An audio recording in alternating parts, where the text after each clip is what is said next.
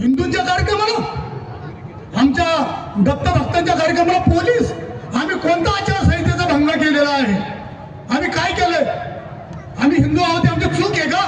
उमेदवार म्हणून आम्ही या ठिकाणी भक्तांना भेटायला आलो, ही आमची काही चूक आहे?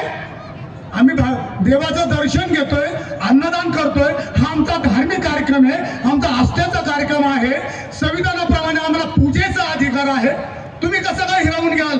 तुम्ही कोण आहात नक्की? निवडणुका येतील जातील, हे चुकीचं आहे. विरोधक आज